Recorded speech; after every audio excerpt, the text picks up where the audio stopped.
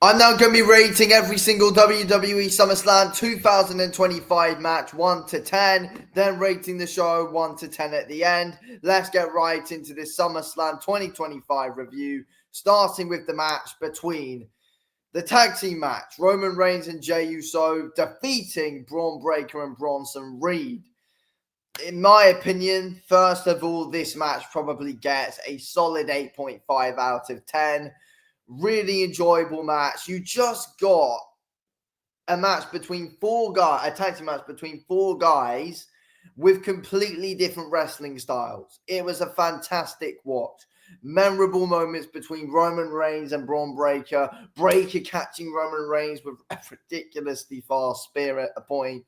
I believe Reigns speared Braun Breaker through the barricade, or wasn't Bronson Reed, one of the bloody two. Jey Uso having some high-flying moments onto all three of them, and then onto Braun Breaker and Bronson Reed. It was an unreal one, to be honest with you. It was an unreal match. Bronson Reed having some high-flying moments with the tsunamis. Honestly, a fantastic match. Bronson Reed coming out with Roman Reigns' shoes as well, which he stole from him on Raw. It was a very good match, to be honest with you. It was a very, very, very, very, very bloody good match. I really enjoyed this one. Roman Reigns and Jey Uso, of course, got the win.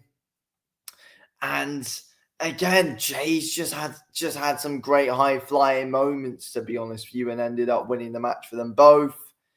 Yeah, very good stuff. Very good stuff from them all.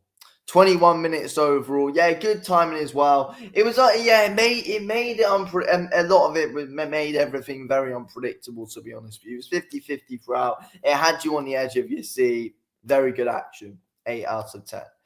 Okay, Charlotte Flair and Alexa Bliss then defeated the Judgment Day, Raquel Rodriguez and Roxanne Perez for the WWE Women's Tag Team titles. I'm giving this match a solid 7.5 out of 10. Charlotte Flair and Alexa Bliss getting the win. Again, I thought it was action-packed. Charlotte Flair and Raquel Rodriguez had some very good moments. Again, two tall women, two powerhouses going right at it. Raquel Rodriguez looking good early on. Roxanne Perez getting involved, having a few good vicious moments with Alexa Bliss. Again, those two similar size as well, so they were able to have a good battle in there. Again, it was mostly, a lot of, a bit of a Charlotte Flair and Raquel Rodriguez feud, and then Alexa Bliss and Roxanne Perez feud. It was a fun match overall, to be completely honest with you. A good fun match. Charlotte Flair giving Raquel Rodriguez a few massive boots in the face. Raquel Rodriguez doing the same thing. Alexa Bliss trying to go in with Sister Abigail's, which ended up winning the match as well. Yeah, all action packed all round. Very, very, very good match. And now my Alexa's going off because I keep saying Alexa. But yeah, good match. Flair and Bliss win the WWE Women's Tag Team titles. Who would have thought that a few years ago? Like, who watching WWE a few years ago would have thought that Charlotte Flair and Bliss would win the tag titles? Because I certainly wouldn't. Anyway, next up we got Karrion Kross losing to Sami Zayn. And where did we also see, Karrion Kross, admitting Sami Zayn was wrong or whatever? I don't know. So Karrion Kross won. There's no push with Karrion Kross, is there? No push at all. Again, it was a decent match. Karrion Kross had a few decent technical moments. No, I'd give it probably about a 5 out of 10. I think Karrion Kross should have won, to be honest with you. But he didn't. So that's 2 premium live events in a row Sami Zayn's defeated him in. Obviously, Kross did win a match against him on Raw, but again, push Kross at a premium live event. But whatever, Sami Zayn wins. I don't know what's next for Karrion Kross at all now. For Sami Zayn, I don't know, an IC title feud, something like that, possibly. But yeah, Sami Zayn won the match, 5 out of 10. There we go, whatever. Okay, next up then we got Tiffany Stratton defeating Jade Cargill. This was a 7-minute match. This was a 7-minute match. Why? Why not make it longer? Look, it was a good match for how long it lasted. I mean, there were counters everywhere, reversals, counters everywhere in this match, to be honest with you. It was a fun match. but it was 7 minutes long. They could have at least made it like 15 minutes or something like that. Why was it so short? I don't get it. Why was this match so ridiculously short? Whatever. It gets like a 6.5 because it was entertaining with the counters and all, like reversal after reversal, getting pinfalls. It was a quick, high-paced match. But why was it so short? Like, what's the bloody point? What, just to get a 17-minute match between Drew McIntyre, Logan Paul, and Jenny Roll, giving Jenny Roll time? I don't care. This match should have been better, but yeah, it should have been longer. But yeah, 6.5 because it was so bloody short. Anyway, then we got Drew McIntyre and Logan Paul defeating Randy Orton and Jenny Roll. Giving Jenny Roll so much airtime just to lose and not to tag in, basically, barely. But yeah, this match gets a 6 out of 10. I just wasn't invested in it at all, to be honest with you. I just wasn't invested. I just didn't really care about this match. Just wasn't invested. It was just pointless.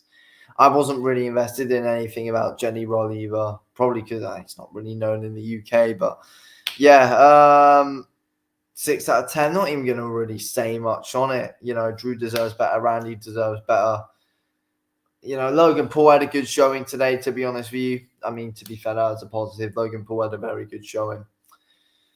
Again, just a lackluster match, really. 6 out of 10. That's all I have to say. Anyway, next up then, we got our main event, which was a very good technical match. CM Punk becoming the new World Heavyweight Champion not for long. Against Gunther after CM Punk won the match. It was a very good technical match. I'm going to give it a solid 8 out of 10. It was a very good technical match. Punk and Gunther going at it. Gunther got badly busted up at a point in this match as well, to be fair. Punk was thumping elbows, thumping massive shots into the top of his head. I mean, Gunther hit numerous power bombs onto CM Punk. Punk still getting out of them. It was a great match with some good technical moments overall, to be honest with you. Some good technical moments. With a very good flow to it. These two are two of the best technical wrestlers in the world right now, and that showed in this match.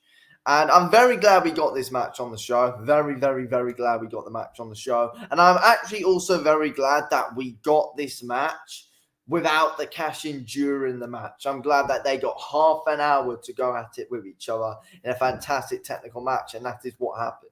CM Punk won the match, of course. CM Punk hit a go to sleep on Gunther. Gunther spat out his mouth, stayed on his feet, but then Punk hit another one. 1, 2, 3. That was it. CM Punk was the new World Heavyweight Champion. Celebrated a little bit. Was worn out after the match, though. Then you're thinking eventually, Seth here.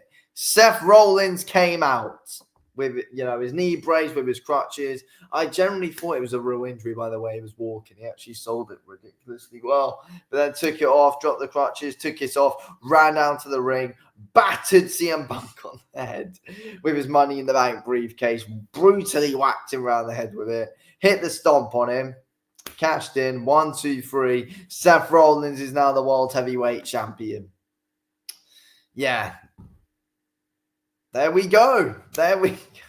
And that makes you have an interesting feeling going out of it all. Yeah. What do I rate this show out of 10?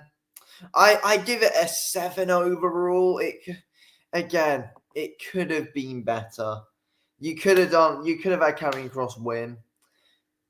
Tiffany and Jay should have had a longer match.